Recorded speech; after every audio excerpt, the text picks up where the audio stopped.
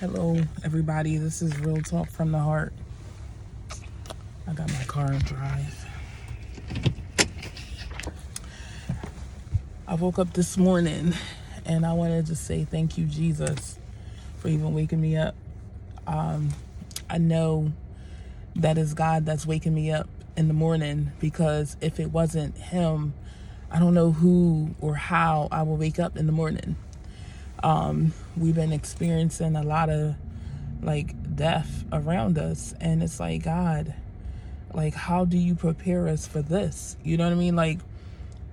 I was like, wow, with the COVID-19 that's going on, and going to hospitals, and you just seeing it's death all around you, but you're the life of your life in a death situation. And I just wanted to really sincerely, my heart goes out, seriously. I feel your pain, I really do. It's really hard. It really is. It's really hard, to deal with a loved one dying and not seeing them ever again, and living with them not being here. Man, it's a lot. And I was just I woke up this morning and I was giving God glory, because He just woke me up this morning. And I was like, God, thank you, because I was on a wake up list. You know what I mean? So it's it's a lot of people that are not on the wake up list. And I see people who are just not, they're just here, they just exist, but they're not really living, you know what I mean? And it's hard with all the things that are going on in the world. But that's why God said, live in the world, but don't live of it. And it's crazy, because that always popped up in my head. And I would be like, God, how could you tell me to live in this world but not of this world? Because we read the Bible, but we do not live the Bible. And it's crazy, because it is a manuscript of what you should expect and how you should handle certain things in your everyday life. So we learned is a learned behavior, how to take God out of the equation of our life, when God is our life. He is everything. He made this world. He made everything. He gave us dominion over everything that they try to take God out of. You know what I mean? So it's I was saying to somebody, with the smartphones and, all this technology, it makes you dumb. It dumbs you down so you can't think. So in this world of everything that's going on in this world, and there's decisions and, stuff that has to be made, but we are waiting for somebody to do it for us. You know what I mean? But with God, He gave you the spirit to make decisions, to be present in you. You know what I mean? With every situation that you go through in life, He said He's not going to give you more than what you can handle. But it just seems like a lot, when one thing over here goes on, then there's another thing, and then there's another thing. It's the enemy to try to distract you, because he know that you're onto something. He's mad because he can never go to heaven anymore. He can never be in heaven anymore. So he's trying to distract you so you won't be able to get to the place that God has for you. And sometimes we have to really realize, really realize this, but we don't, because we're so distracted about with all the things that's going on in it and our life. But the one thing I really realized about my life was, I'm okay presently. You know what I mean? Everything that I brought from my past to my present was baggage. It was chains connected from something that I had. I don't even, it's not even me. So it's you are living in the past, and you bring your past to your present, and then it continues to go to your future, right? Because we can't disconnect that thing. You got to learn how to disconnect that thing so it will not mess up or jack up your current situations and your current and your future. And I was one day I was just sitting, I'm like, God, nothing from my past is the same to now, but what I bring up or what I keep talking about or what, you know what I mean? It's wow, God, it's me. It's me that is the problem. It's me. It's me. It's me. I was like, God, yo, it's me. I'm the problem. You know what I mean? Because I can admit to myself, this is how I'm allowing God to work in me, because I want to be a better person. Sometimes, again, confession is good for the soul, but it's bad for the reputation. Yes, we live in this dysfunctional way and these traditions of stuff, and it's not even the right way, but we go through these things because this is what they pass down to us. So we think it's right. We think it's right to hurt people. We think it's right to be a big disappointment. We think it's right to do things that is not even of God. You know what I mean? Because that's how the enemy has distorted your thinking. And it makes me, it blows my mind. Like, it really does. It blows my mind that, we can know the truth and still live in the lie. Really? I was thinking about this. I'm like, God, I proclaim all these things, right? And you show me the truth, but I still want to live the lie. Something is wrong with that picture. Something wrong with it.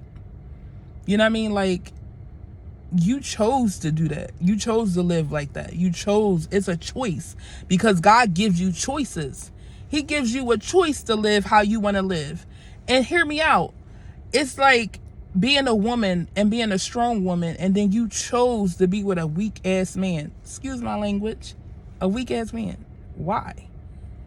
Because of what people say and think?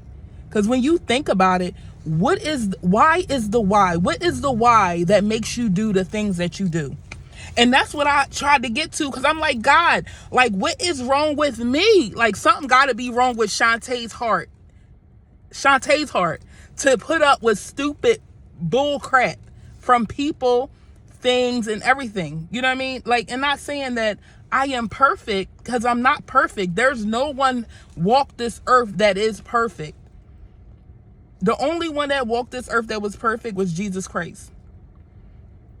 And when he walked the earth, he got so much stuff, animosity. He had, they wanted him to always prove to them that he was who he was. But he didn't have to prove to nobody who he was, because who he was sound. He was who he was because God has ordained him to be who he was. You don't have to prove to anybody who you are in God, or who you are, period. Because your work, who you are, will speak for who you are. It would be evident in your walk. Yo, this is real talk from the heart. When you gonna realize that you have to look in the mirror and you have to ask yourself, what the hell is wrong with me? Not what's wrong with everybody else. Because everybody else, it's like a domino effect. When you start fixing you, then everybody else around you have to line up. That's what God's been showing me. Like, you got to line up because I'm lined up. You know what I mean? Not trying to be cocky or, all that extra stuff. Like, I don't have to say 2 words. My presence speak for itself. Pretty much. You know what I mean? Not trying to be smart or nothing, but who are you? And what do you represent? Who are you? I mean, because I'm tired of people saying that they have this relationship with God, but you're straight up evil. You're evil. And that was me. I was evil. Like, I didn't want you to say 2 words to me, but deep down inside, it's like, oh, I would love. But it was like, don't touch me. Don't say nothing to me, because I know there's something behind that. You know what I mean? And 9 times out of 10, it might be. But who am I to judge? Who am I to point the finger when I'm dealing with stuff my own self? Me. I had to look in the mirror and tell myself, what is going on with yourself? Because you ain't right. You ain't acting right. something ain't right with you. You know what I mean? Because I would never say it. But I was like, Shantae. And I had to ask myself in the mirror, and I had to say my whole government. Because I was like, Shantae, Latoya, Alina Lofton, you got to get your stuff together. Your heart ain't right, baby. Like, yeah, your heart ain't right. You got to get it together. Like, I know you've been hurt. This me and talking to the man. I know you've been hurt, Shantae. I know things ain't really working out the way you want it to work out. I know you keep holding on to dead weight, because we hold on to dead weight expecting that weight to live. And it's not going to live, because God is cutting the weight out of you, off of you, for a reason. Because he has greater for you. If they don't want what you want, then they got to move. And it's not going to be up to you to say it or do it. God's going to do it for you. He's already been showing me.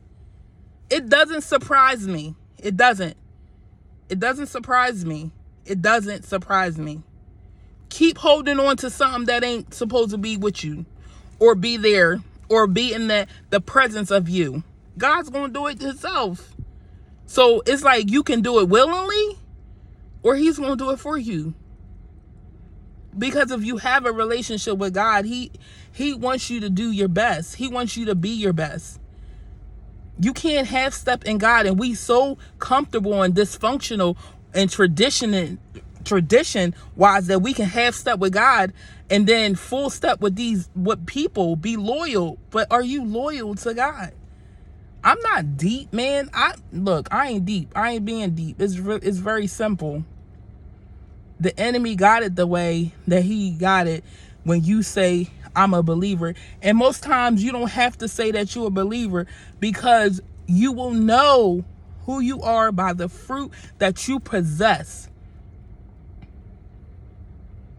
And most times people it's not that they don't like you. They don't like the God that's in you. It's not you that's the problem. It's the God that's in you. I'm just saying. This is Miss Tizzle. I'm just saying, man. Every day you wake up, you were on the wake up list. Look around at your inventory. No, God, I'm not where I was a year ago, 2 years ago. But, man, God, thank you. Yo, I've been through some stuff since a kid. You know what I mean? We put that stuff on the back burner, but I'm like, God, if I can go through this stuff, I can do anything. That's how I started talking to myself, because I have to motivate me first before I can do it for somebody else.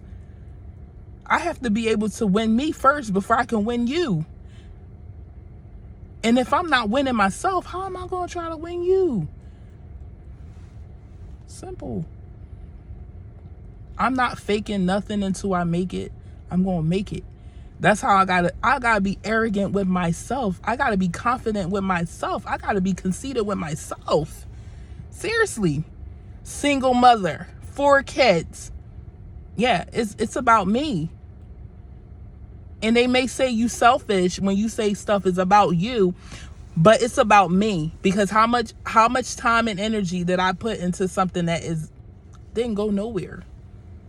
But look who's still around. You gotta take inventory, sweetie. And I said sweetie because that's what my mom would say. She'd be like, sweetie, boo boo. But you gotta take inventory.